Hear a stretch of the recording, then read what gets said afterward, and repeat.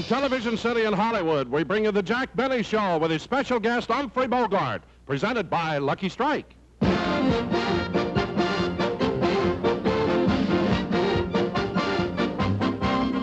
Ladies and gentlemen, one of America's greatest football coaches, Lou Little. It's not surprising, you know, for a football coach to enjoy a cigarette for relaxation, just as you do, and particularly after a hard game or a tough practice session. Now, I've smoked Luckies for a great many years because I like the way they taste, and it's all a matter of taste, just as the football that you enjoy watching. As a football coach, I like the offensive game in which great deception, speed, and power, and a great deal of pressure put on that defensive lineup. Wait a minute now. We were talking about Luckies. Again, I want to say they appeal to me because I like that taste. And again, it's all a matter of taste. We hope that, like Lou Little, you're a Lucky smoker. If not, we're confident you will be once you've tried Luckies. You see, smoking enjoyment is all a matter of taste. And the fact of the matter is, Luckies taste better, cleaner, fresher, and smoother. There are two reasons. First, LSMFT. Lucky Strike means fine tobacco.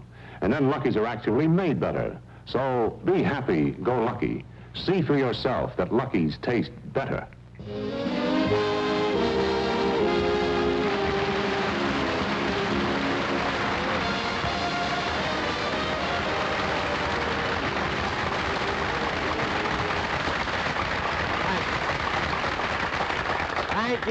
Thank you very, very much, ladies and gentlemen, and welcome to the Lucky Strike program. You know, really, you'll have to excuse me for laughing, but I just spent the most wonderful half hour I've ever spent in my life. I was listening to my own radio show. And I don't know, I was so comical, you know. I said so many funny things. Oh, I know what you're thinking, you know, but I really believe that a man should be honest with himself. If there's anything I hate, is when a comedian is great and won't admit it. I've never met one like that, but if I did, I'd hate it. And one thing about me, lady, I'm honest. I really am, you know. If any other comedian has a bad show, I'm the first one to admit it. I talk about it all the time. You know? But I have my faults. You know, I'm not perfect or anything. You know, I'm too easygoing and I'm not overly ambitious. But then after all, I don't want to be the richest man in the world, you know. America is big enough for me. But, you know, ladies and gentlemen, tonight, you know, I announced 3 weeks ago that tonight Mary Livingston was going to be on my show, you see. But unfortunately, we had to postpone it because there was a big mix-up and everything. You see, when the producer asked Mary to be on my show, I told Mary to ask for a lot of money, you see. You know, I forgot that I was paying for it. So, instead of Mary, tonight we have Humphrey Bogart as our guest star. And, really, I'm getting him fairly reasonably. You know how tough he is on the screen? You know what a tough guy? Knows nothing about business. Nothing at all. Well, anyway, this show that I'm going to do... Jack.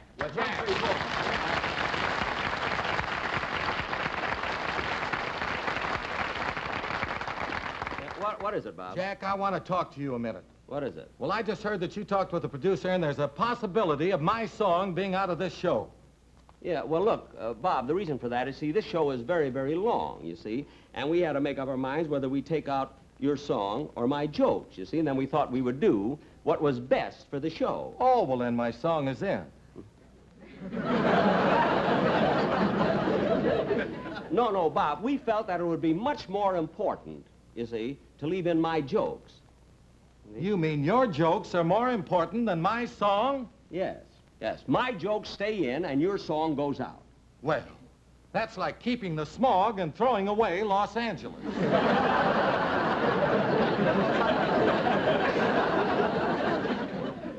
Well, keeping the smog and throwing away Los Angeles. Pretty clever line, isn't it? Yes. What's in my next TV show? I'm on TV 5 times a week. I thought you were tired. Let's see that. Now look at Bob. Your song is out, and that settles it. You see, I'm running this show. I'm the boss. It's my show, and I'm running it, whether it's good, bad, or indifferent. Well, that's what the critics said about your last show.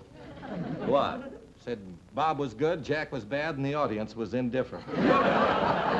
Look, Bob, go and get ready for the play, will you? All right. You know, I can't understand. He's the toughest guy to get along with. You know, he's only been with me a short time, you know. And the only reason I hired him at all was because I wanted him, you know, I wanted him to introduce me to his brother Bing. Then I found out he didn't even know him.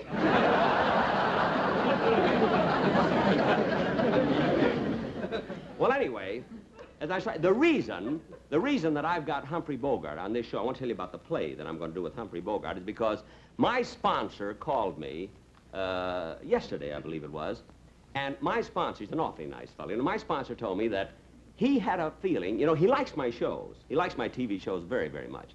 But he had a feeling that I wasn't doing the integrated commercials. He said I wasn't making the middle commercials in the show important enough. You know, and after all, my sponsor's paying the bills and everything, and he has the privilege of making suggestions, you see. Of course, I don't have to take the suggestions. I have the privilege of quitting. But I don't want to abuse the privilege. So tonight on this show, in case you notice that we stress the commercial, you know I'm doing it. I'm doing it because...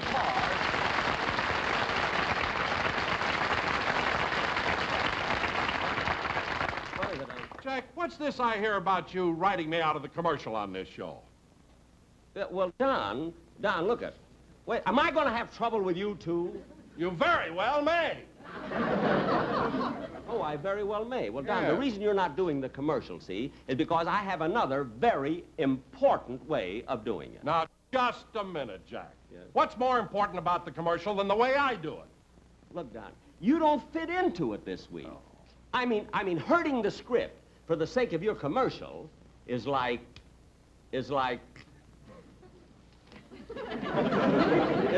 keeping the smog and throwing away Los Angeles. Excuse me. Look, Now, ladies... Jack, look, don't you know what my doing this commercial means to me?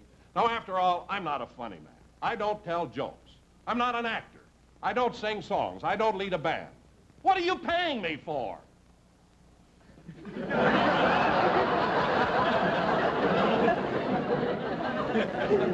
Don, you're hanging yourself. We'll talk about it later, huh? Oh, darn it!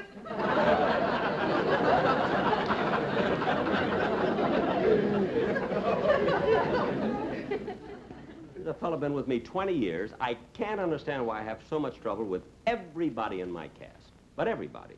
Always complaining, always unhappy. I don't know. Maybe if I gave them more money, they... Nah. Better they should be unhappy than me. But anyway, well, we've got to get on now with the show. And ladies and gentlemen, now tonight, we're going to offer a real dramatic play called Babyface, starring Humphrey Bogart. On with the show.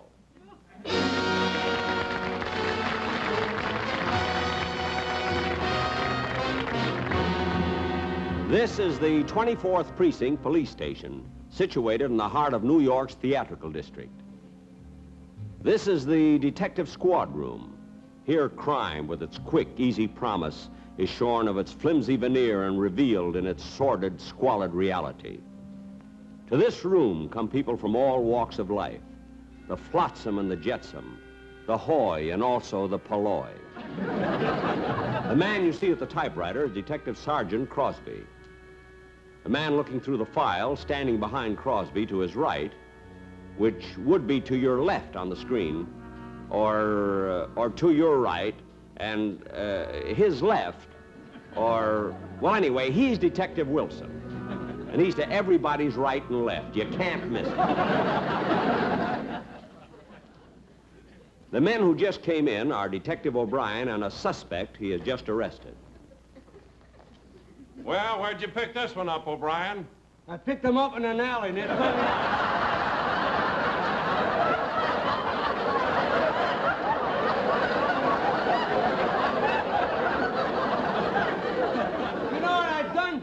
I caught him trying to start a fire in a warehouse. He may be that firebug we've been looking for. Take him up and let the captain have a look at him. God, get in there. Come on, get in there. O'Brien was an honest cop. We could tell that from the clothes he wore. Incidentally, my name is Lieutenant Benny. I should be arriving at the office any minute. Oh, here I come now. I took off my hat and coat. I hung them up on the hall tree. With Wilson and Crosby. I had heard a funny story last night, and I passed it on to the boys.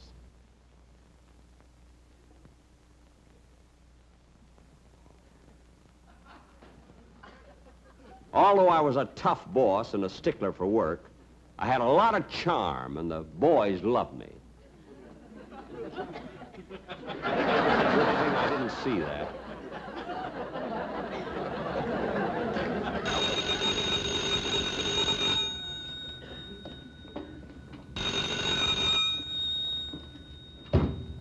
Hello? Precinct 24. Yeah? Detective Benny speaking. Just a minute. 385 Madison Avenue, eh? Window pried open. Uh-huh. Screen loose. No fingerprints. Must be the cat burglar, all right. We'll get him. Oh, the cat burglar again, huh? Yeah. It's the 15th cat he stole this week. Terrible. My cat's afraid to go out at night. I don't blame her. Hey, Lieutenant. Here's Officer Sweeney's report. You know, he went over to Brooklyn to pick up that stripteaser. The stripteaser? That was 4 days ago. Yeah, I know, but Sweeney wants to make sure she's guilty before he brings her in. I tried to arrest her myself, but I couldn't get anything on her.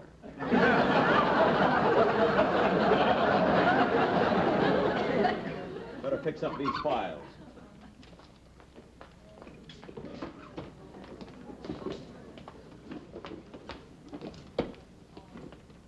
Well, Slim Finger Sarah.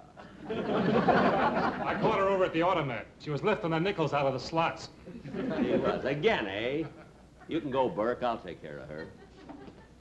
Take your filthy hands off me. Come on. I said take your filthy hands off me. All right. Don't holler. This ain't the first time you've been pinched. You're telling me I'm black and blue all over. Hey, Lieutenant, wasn't she in here about a month ago? Yeah, she's the slickest pickpocket in the country. Operates all over town. Last time I arrested her was at the zoo. The zoo? Yeah. She picked a baby kangaroo out of its mother's pouch. What made you do a silly thing like that? To me, a pocket is a pocket. Now make it easy on yourself and sign that confession. Maybe I'll give you a break. Oh, no, you don't. I ain't signing nothing till I talk to my lawyer.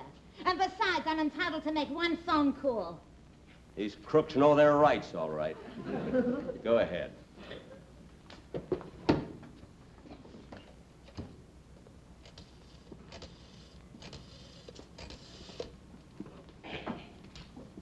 Hello, Shirley? This is Sarah. Yeah. And say, Shirley, will you do me a favor? Yeah, run across to my apartment, will you? The the key is under the mat. Shirley, there's a pot roast on the stove in the kitchen. That's right. Just lower the gas under it, huh? Yeah, very low. I won't be home for 90 days.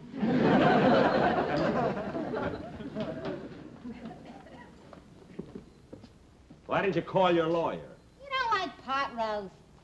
All right, sit down. I'll take care of you later.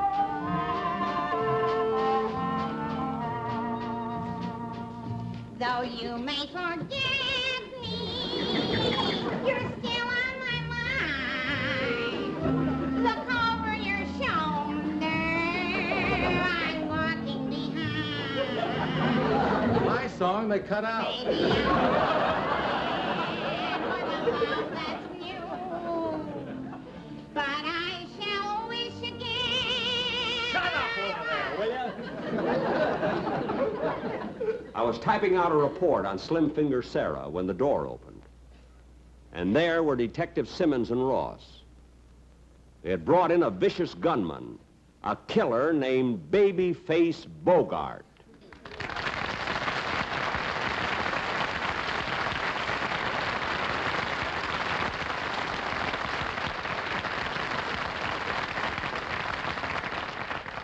I didn't mind the applause he got on his entrance, but I resented the fact that Crosby and Wilson joined in. It looked like this time we had Bogart dead to rights. According to Detectives Simmons and Ross, a little crook named Blinky Mason had been shot to death. They picked up Bogart a few yards from the scene of the crime with a smoking .45 in his hand.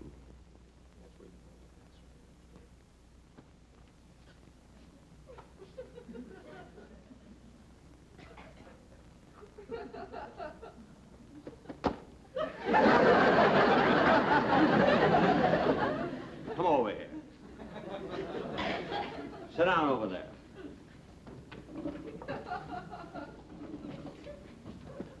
All right, babyface. Start talking. What do you know about Blinky Mason? I tell you, I ain't never heard of no Blinky Mason. Who cares if he was raised in a tenement and his mother said he was a nice little boy? Or his teacher, a sweet gray-haired old lady, cried when he graduated. And his brother owns a haberdashery store in Schenectady. I don't even know his girlfriend, a blonde dame that works in an aircraft factory. Or his boyhood chum that ran away from home and went to Australia. Wait a minute, babyface. If you don't know Blinky Mason, how come you know so much about him? I seen it on This Is Your Life.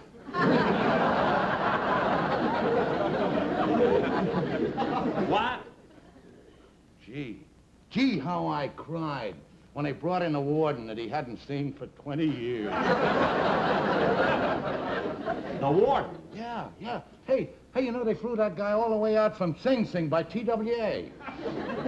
Now look, babyface. You killed Blinky Mason, I'm going to get a confession out of you. Yeah, and how you gonna do that? Beat me? He very well may. Yeah. When Mason was knocked off, you were standing there with a gun. And listen to this. I'm walking behind you. Turn that thing off. Now, what did you do with that gun? Now, wait a minute, before you start any rough stuff. I'm entitled to one phone call, ain't I? Well, yes. Okay, give me a dime and I'll run down to the drugstore.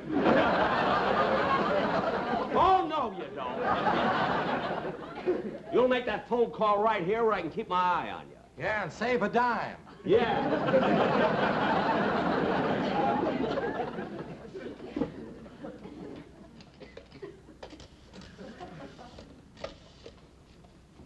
Hello, Shirley?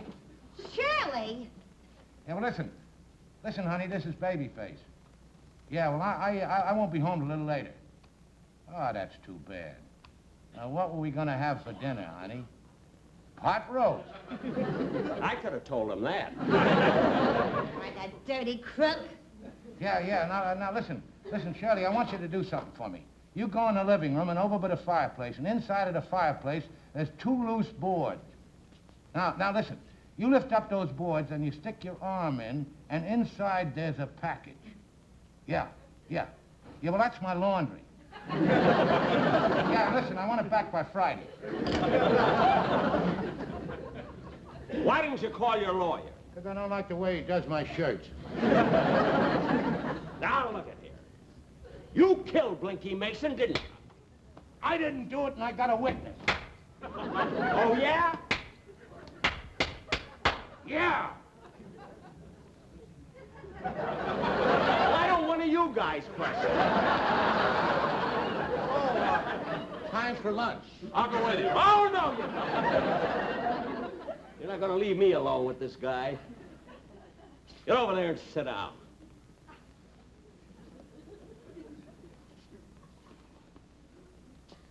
All right, babyface. You can start talking now.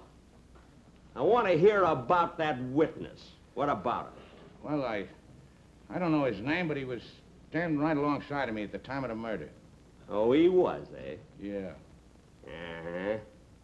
What was he doing? Well, he was just standing there. He had, What did he look like?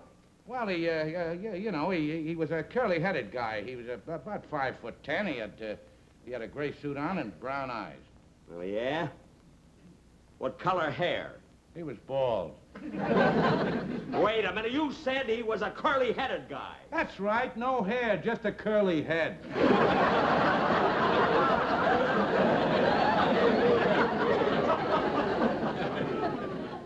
I ain't buying that, babyface. Start singing. I'm walking behind. Not you!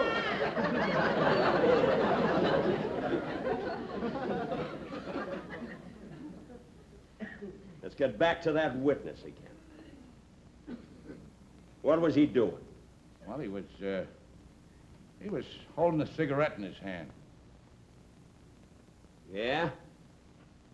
What kind of a cigarette? I said what kind of a cigarette?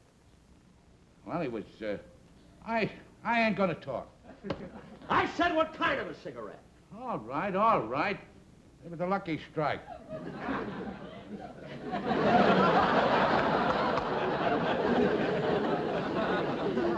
Now we're getting somewhere.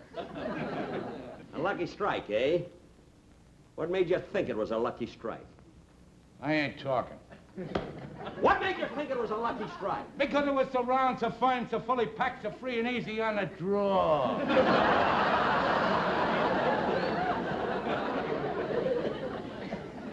Can you remember that, Wilson? Are you kidding? One more question, babyface. What was he doing with that cigarette?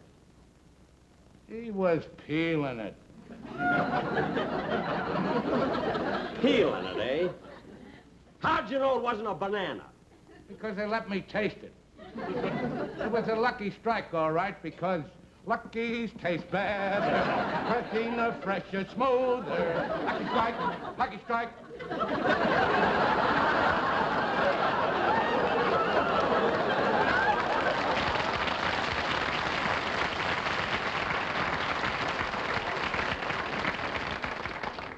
All right. What else? Nothing. What? Nothing. What? Nothing. No, nothing. Beats better taste. I knew we'd get him to talk. Lock him up, fellas. All right. All right, get him up. Get over there, you two. I swore to get you, Benny. But why? Because you never leave me alone, because you've been hounding me, just because I pulled a couple of lousy murders. What? Well, what are you going to do? I'm going to put a red eye between them two blue ones. Where'd you get the gun? You didn't frisk me so good when I came in, did you? No. No, when I put my hand in your pocket, I found a dollar bill. I got so excited, I didn't look at it. Look at babyface. Look at, I'm not mad at you or anything. Look at, I don't want to die. Look, I'm too young to die. Honest I am. I'm a nice guy. I'll leave you alone. Everybody loves me. Everybody. You love me, don't you, fellas? All right, coppers, start praying. I'm gonna let you have it. Oh, yeah? I know your type, babyface. You're all alike. You're pretty brave with that gun in your hand, ain't you? Throw that gun away, I'll show you a coward. Okay.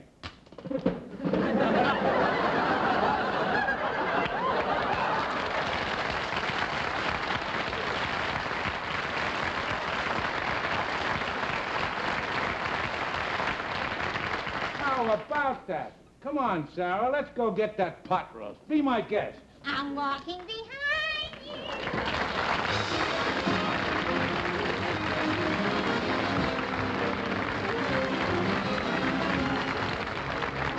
Jack will be back in just a moment with his special guest, Humphrey Bogart. But first, a word from Dorothy Collins.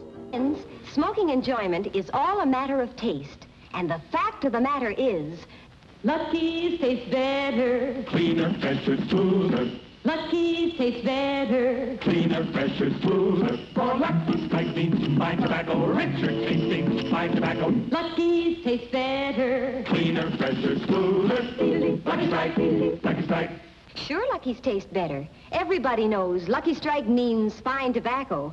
Fine, light, mild tobacco that just naturally tastes better. And Lucky's are made better. They're round and firm and fully packed to draw freely and smoke evenly. With fine tobacco in a better-made cigarette, golly, you're just bound to get better taste. Smoking enjoyment is all a matter of taste, you know. And the fact of the matter is, Lucky's tastes better. Cleaner, fresher, smoother. Lucky Strike, Lucky Strike.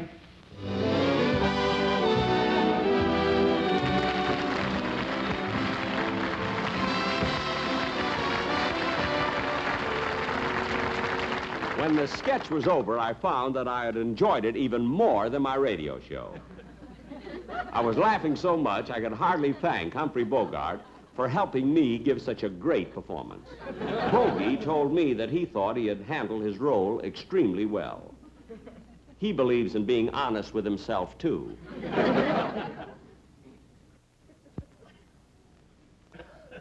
Then he told me about his new picture, Beat the Devil, with Jennifer Jones.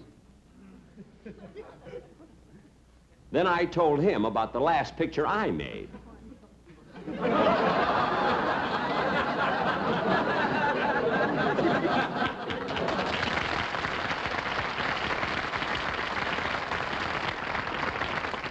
Oh, I almost forgot to tell the audience that I'll be doing my next television show in 3 weeks. That's right, ladies and gentlemen. I'll be with you 3 weeks from today. And I believe, I'm pretty sure my guest star is going to be Johnny Ray. You see, I feel that I'm responsible for Johnny Ray's success.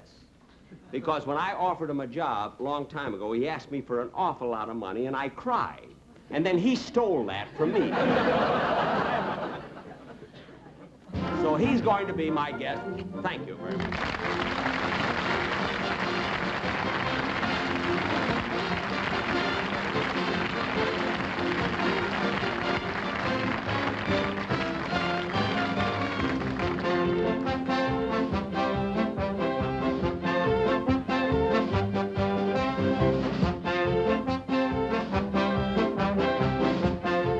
On tonight's program were Sarah Berner and Benny Rubin.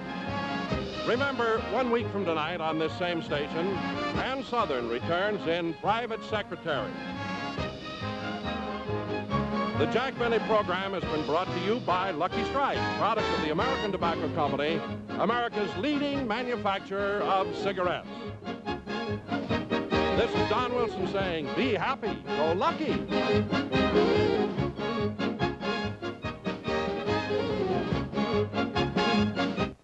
Sundays, Ed Sullivan's Toast of the Town on the CBS television network.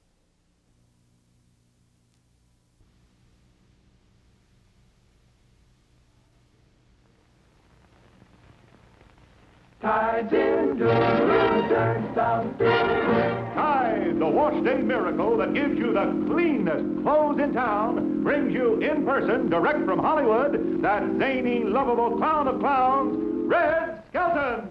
T-I-D-E, Tide presents Red Skelton.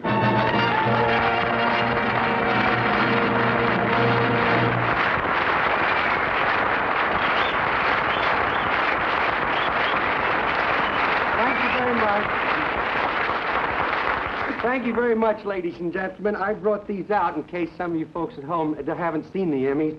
And I would like to thank the ladies and gentlemen of the press and also the ladies and gentlemen of the Academy for voting our show twice.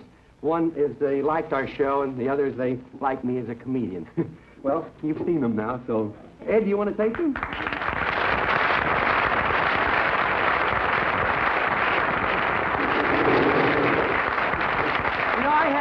It was really quite a thrill to get something like that, you know. And over at the Academy, it's a funny thing. As I walked in, there were a lot of people outside, and someone yelled, "Red Skelton's in the crowd," and they all turned around and looked at me. Gee, I was so embarrassed. I was sorry I yelled. The autograph collectors, they had a cute idea. For the stars, they would let them sign full sheets of paper, and for the bit players, a half a sheet of paper. Do you ever try to autograph a spitball? Little Richard this week, he came in, they want pet mice. I said, "What do you want with mice?" They said, "They don't brush their teeth, they don't take a bath or anything." He says, "They don't? Tell one of them to move over, he got a new buddy." They went over to Gene Fowler's house the other day, and they raided his cuckoo clock. This is the truth. They took a little cuckoo out of the clock, so I says, "Why did you do that?" He said, "Well, I didn't mean no harm by it, you know." He said, "I saw the cuckoo in there, and I thought maybe I could get some cuckoo eggs and raise my own clock." There's an interesting bulletin I just saw in the paper today that MacArthur, they've called all of his men but 3. They figure if he won't play ball, he can't play canasta either.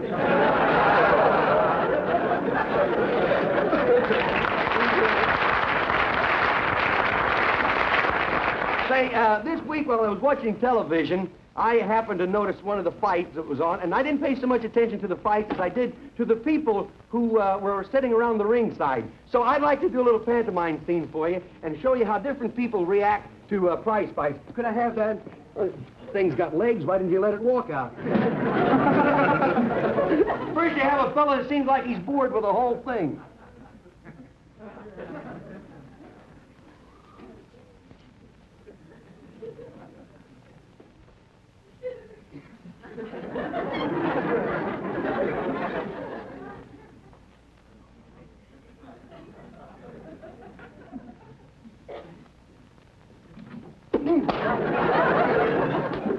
Then you have the tough guy that enjoys the fight.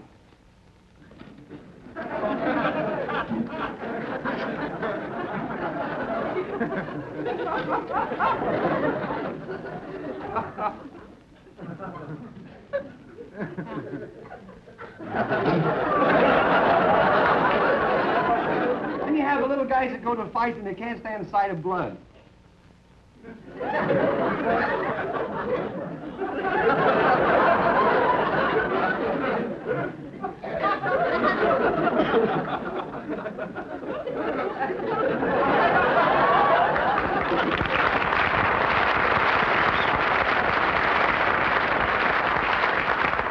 Big-shot gangster, gambler, you know.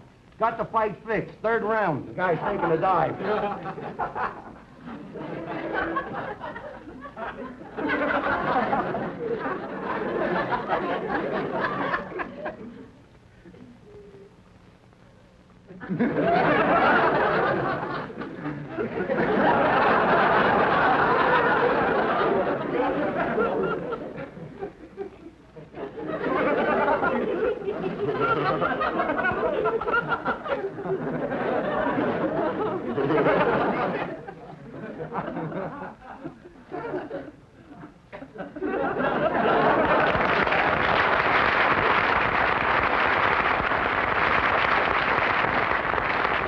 Then you have the little fella that takes his wife, and he never really gets to see the fight because she keeps asking questions.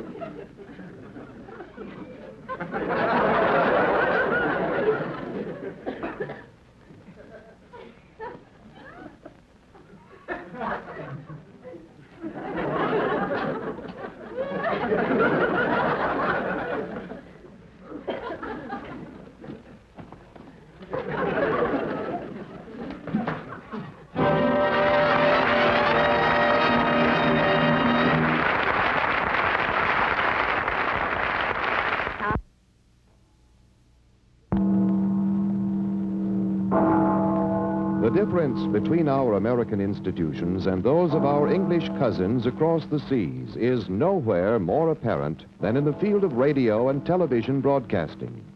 We now present our version of the eminent British newscaster, Lord Beaverhead.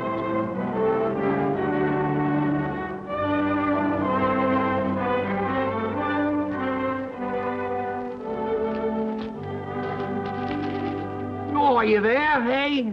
I'll be with you presently here. I got a bit of news, if I could just find it here. It, was here a fortnight ago. We have a new way of going to condense the news for you, you know. Going to bring it right to you. Here's a long article here about a man who gets a divorce from his wife because she talked too much. It's a big one of our meat packers here. But instead of taking all that time to do that, we will abbreviate it. Here's the news. Meat packer cans tongue.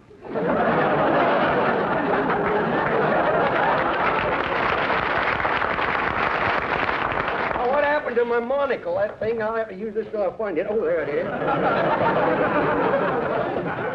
Oh, and now I'll bring you the correct time. When you hear the musical note, it will be exactly 4 o'clock. We put it that way in case we were a bit off, you know. Listen for the musical note.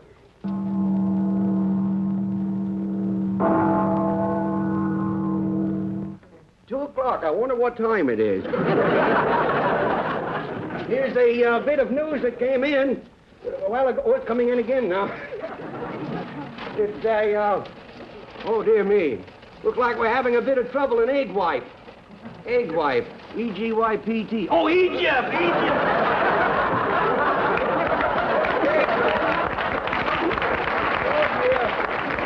This blasted thing, if I could only keep it in there. It's clearing up. We have here, you can see, is a couple of the egg wipe Egypt battleships. They were handed to me by the King Farouk. The joke that I had about that has been cut.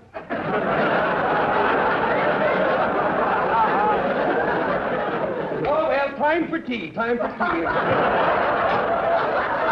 Little tea never hurt anyone, you know. There we are. Just slosh that around there a bit, you know. Little tea never hurt anyone. There we are.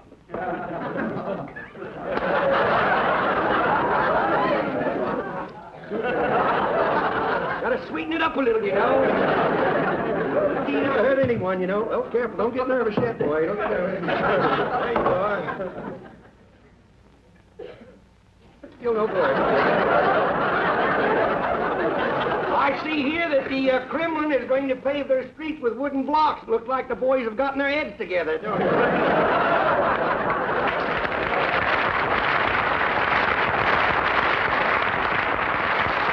I see where Joe Stalin is trying to find a serum that will make him younger. Well, that's not possible, but if you leave it up to us, we'll see that you don't get any older. Now I would like to tell you about our American movie. Tonight, this movie, it was not shot underwater. It just looks that way. This picture has murder, robbery, terror, hate, revenge. It's a story about a boy and his dog. It stars Errol Flynn. He plays 2 parts.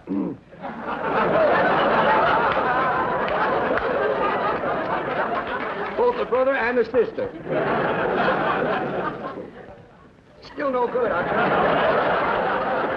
Hello, are you there? Are you there? Would you get me Fort Knox, please? In Kentucky, yes. United States of America. We don't have a Kentucky in England, you know. Hello, Fort Knox. How are you? And now I would like to tell you about our sponsor. Our sponsor is good old Cliveden's Crumpet Juice. Cliveden's Crumpet Juice comes in different sizes. Now, here's the small size to carry around, and there's a prize in every package. Now, here's one in this package here. It's a genuine,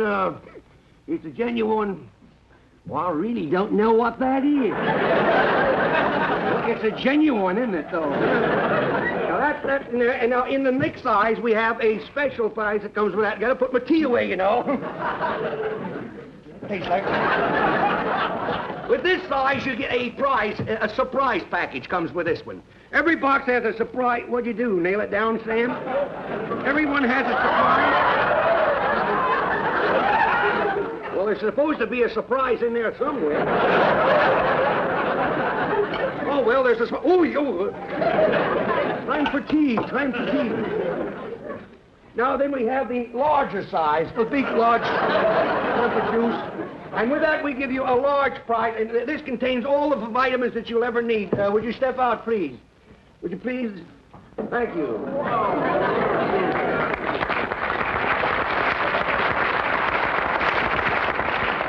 That also comes in the plain wrapper. Now remember... Good morning, Lord Beaverhead. Oh, how are you, Ben? Nice to see you, Ben. Thank you. That's Big Ben. Now I'd like to call your attention. Cliveden's crumpet juice makes older men young and young men younger. I hope you keep that in mind. I'll show you what a wonderful product.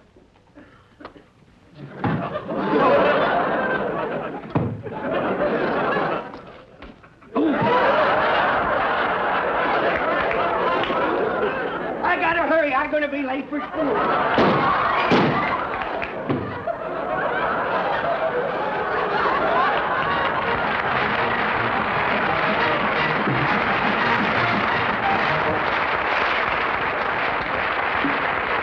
Skelton's Film Scrapbook. Pedestrian Polo. Good evening. That's just a straight line. Wait till the joke comes. Tonight we're going to have a little educational feature, and we hope that you'll all be very much interested in, and it has to do with traffic. Now, I'll give you a number to call in just a few minutes.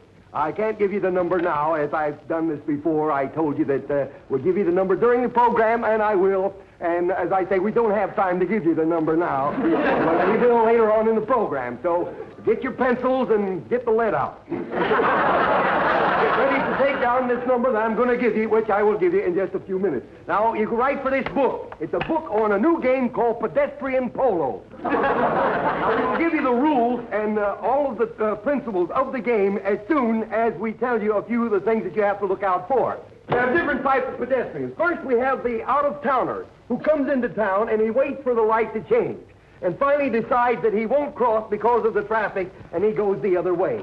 Down the block about 9 times and he never gets anywhere. In fact, he shouldn't have even come to town. The writer that wrote that shouldn't have even handed it in. Now we have a fellow that starts out here who is anxious to get over to Joe's place and he jaywalks. And after he comes out of jaywalks, he becomes an S-walker.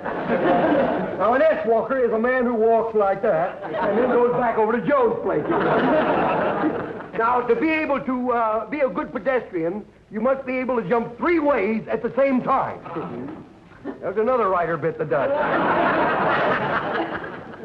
Now, the one thing that you must always remember, or when you're driving especially, now, there are different types of new things coming out every day. We have the new bumper that has the rubber stamp on the front of it. When you hit a pedestrian, it says, "Killed in this town." Another thing we have is the floorboards. It's made out of glass so that you can apologize to the pedestrian after you run over it. You must be sporty about this game at all times. Now, there are the 3 lights. The traffic lights are very important in this game. Now, first is the red light, and then the orange light, and the green light. Now, well, it looks like it's green anyhow. I'm colorblind. It don't make any difference. Anyhow, now, the idea is, the principle of these lights is, when the green light is on and the orange light comes on, that means go fast so you won't hit the red one. Now, there are different types of rules that you must follow at all times and playing pedestrian polo. First, the pedestrian. Don't ever be too kind to a pedestrian. You see one, get him. Now, this is open season, and we have a score. If you hit a man, that is 5 points. If you hit a woman, that is 15 points. If you're carrying a baby, you add a half a point. Now, the other day I hit a guy who was wearing a tam and I didn't know what the score was. I don't think he did either. Now, if you hit a man and knock him down in a sewer, that's a hole in one. If you can knock him through the air, knock him over 50 feet, that's called a birdie. Now, one of the most important things to remember while playing pedestrian polo is to keep your windshield clean, because you may miss a pedestrian completely. This is very heartbreaking, you know. Now, I suggest that you would use Tide. Tide is very wonderful for washing all glassware. This is, by the way, if you haven't figured out, is the commercial part now. This is the side of a window that has been washed with Tide, and this side has not. You can see the difference. Yes, there's a glass in there. Now, get ready to take this number down. I'm going to give it to you any minute now. I'm going to give you the number. I can't give it to you just now. Now, one thing I'd like to call your attention to is what the safety zones are for. That's in case you hit somebody outside of them, it don't count. If you hit someone steps out of the safety zone, knock them back in before they get there. Now, a lot of accidents are caused because people really don't know how to drive. Now, coming down here tonight, there was a car in front of me, and I'll tell you, this poor soul didn't know what she was doing. It was an out-of-towner. You could tell by the license plate. We come to this red light, a stoplight. She stopped. How do you like that?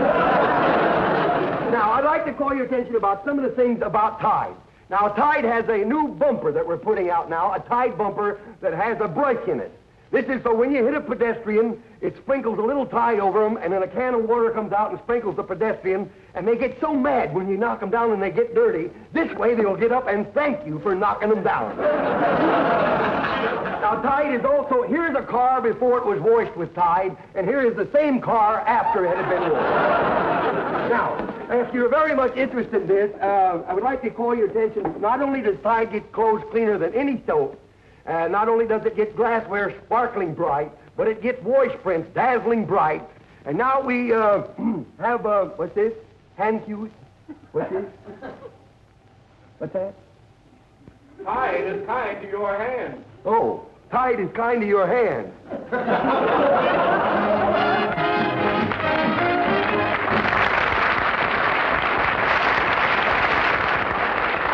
Skelton's Scrapbook. How to make a salad.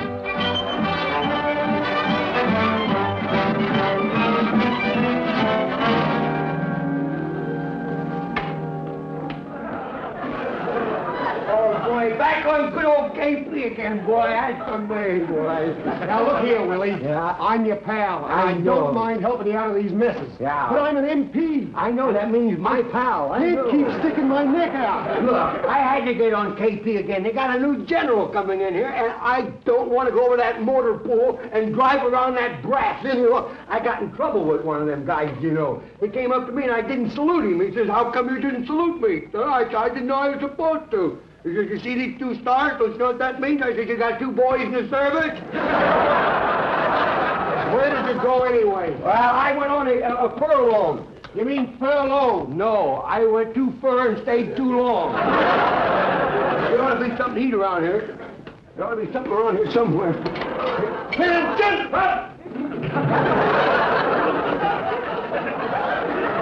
That's the colonel?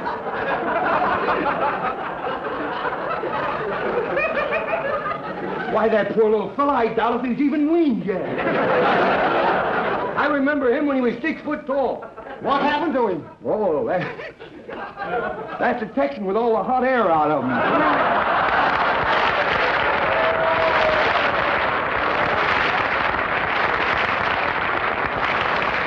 Hey, you do me a favor, will you? Sure. Now, I'll see that you get a ride into town anytime you want to go into town. Sure. You do me a favor. They're going to make me cook for that new general. And will you do me a favor? Have some of the boys on those details to unload some of that garbage up here, will you? I will make the finest salad they have ever had.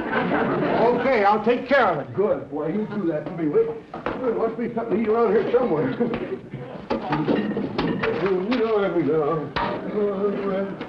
You'll never get rich. Let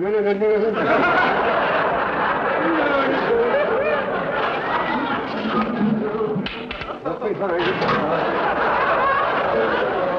Attention!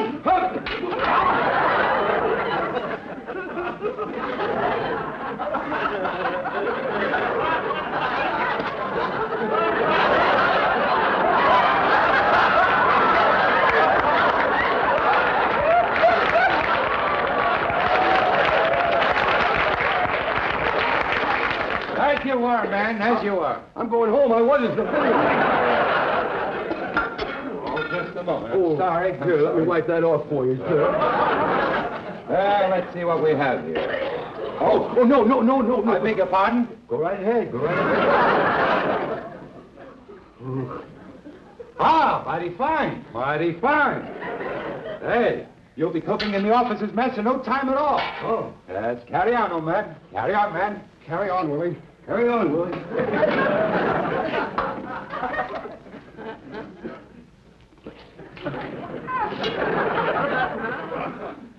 Say, that ain't bad. We're just freshening up a little. Oh, I wish I were in a land of cotton. Private Lump-Up? Yeah?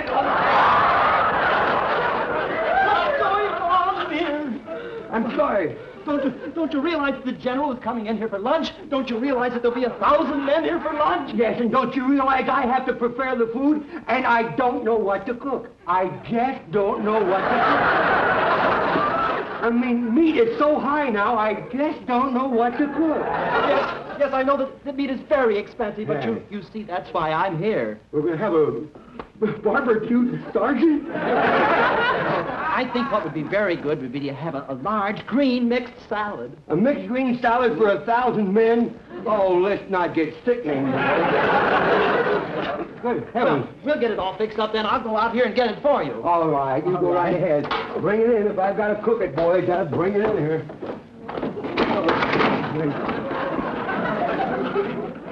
Oh, there we are. Hey, did you get that down at the dump? Good. This will be nothing in no time, boy. Well, there we go.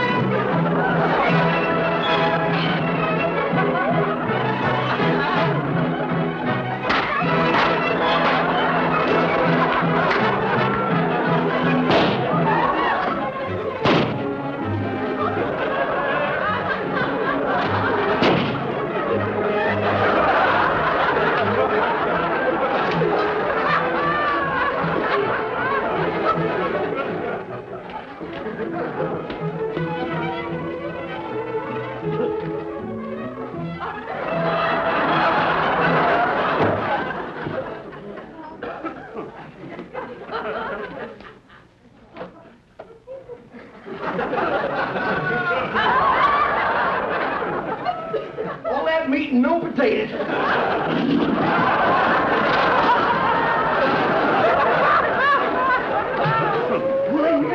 Here comes the general. No kidding.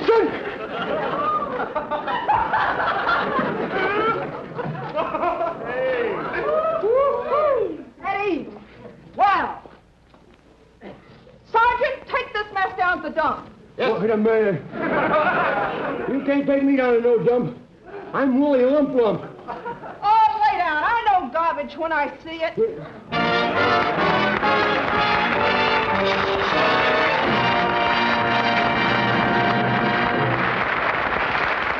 Now Red will be back. Ladies and gentlemen, on behalf of Mr. Skelton, I'd like to say good night and thanks for listening.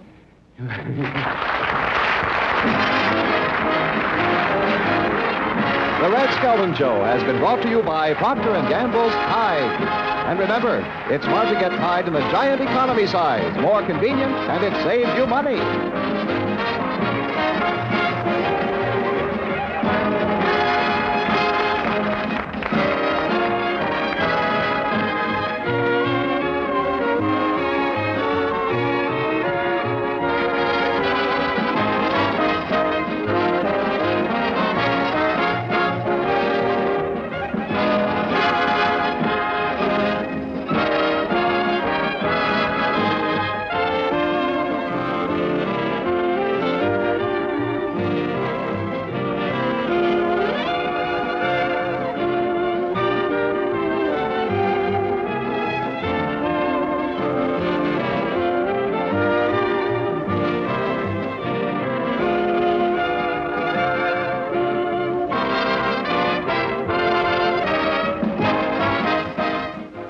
NBC Television.